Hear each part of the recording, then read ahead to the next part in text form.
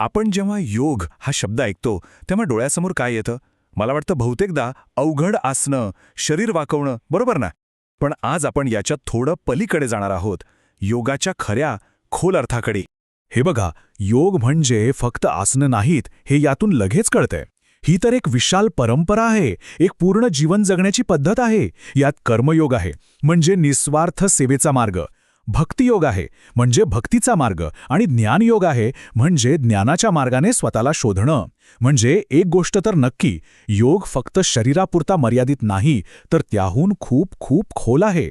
पण विचार करा, काय योगाचा खरा उद्देश ही समस्या सोडवणं असेल का? चला, आता बाह्य शरीराकडून आतल्या जगात म्हणजे थेट आपल्या मनात डोकावून पाहूया. आपल्या सगळ्यांच्या डोक्यात एक न थांबणारी बडबड सुरू असते, नाही का? विचारांचा, चिंतांचा, कल्पनांचा एक अखंड गोंधळ, एक सततचा आवाज. आणि आजच्या या धावपळीच्या आयुष्यात तर हा गोंधळ आणखीनच वाढलाय. आता गंमत बघा. प्राचीन योग तत्वज्ञानानुसार हाच मनातला गोंधळ योगाची मूळ समस्या आहे.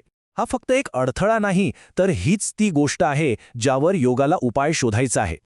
या मानसिक गोंधळाला संस्कृतमध्ये एक खूप सुंदर शब्द आहे, चित्तवृत्ती. कल्पना करा की एक शांत तळं आहे आणि त्याच्या पृष्ठभागावर सतत लहान मोठ्या लाटा उठत आहेत.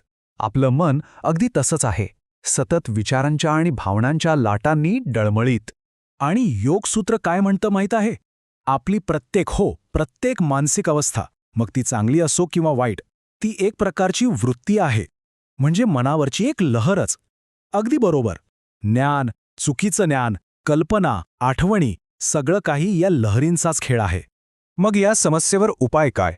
बरं, योगाचा जो मूळ ग्रंथ मानला जातो, पतंजलींचं योगसूत्र, तो याची एक इतकी सोपी आणि थेट व्याख्या देतो की आश्चर्य वाटेल. योगाच्या सर्वात महत्त्वाच्या ग्रंथांपैकी एक म्हणजे पतंजलींचं योगसूत्र. हे आपल्याला थेट योगाच्या मुळाशी घेऊन जातं. आणि गंमत म्हणजे यात योगाचं ध्येय फक्त आणि फक्त 4 शब्दांत सांगितलं आहे. हो, फक्त 4 शब्द, जे योगाकडे बघण्याचा आपला दृष्टिकोनच बदलून टाकतात. योगश्चित्तवृत्ती निरोधः. याचा अर्थ काय? योग म्हणजे मनाच्या वृत्तींचा निरोध करणं, म्हणजे त्यांना थांबवणं. सोप्या भाषेत योगाचा खरा उद्देश एखादं आसन परफेक्ट करणं नाही, तर मनाच्या त्या तळ्यावरच्या सगळ्या लाटा शांत करणं आहे. ही आहे योगाची मूळ व्याख्या. ठीक आहे, व्याख्या तर कळली, पण याचा अर्थ काय होतो? म्हणजे जेव्हा मनातला हा गोंधळ खरोखरच थांबतो, तेव्हा नेमकं काय होतं? विचारांच्या पलीकडे आपण कोण असतो? बघा, जेव्हा मन विचारांनी भरलेलं असतं तेव्हा आपण स्वतःला ते विचारच समजतो. मी चिंताग्रस्त आहे, मी दुःखी आहे. पण जेव्हा मन शांत होतं तेव्हा आपण त्या विचारांच्या पलीकडचे शांत साक्षी बनतो. परत त्या तळ्याचं उदाहरण घेऊया. जेव्हा पाणी खळबळलेलं असतं तेव्हा फक्त लाटा दिसतात, पण पाणी शांत झाल्यावर त्याची खरी खोली दिसते. तसंच काहीसं हे मूळ सूत्र तेच सांगतं. तदा द्रष्टुः स्वरूपे वस्थानम, म्हणजे तेव्हा द्रष्टा आपल्या खऱ्या स्वरूपात स्थिर होतो. हा द्रष्टा म्हणजे कोण? तर आपला आत्मा, आपलं खरं स्वरूप.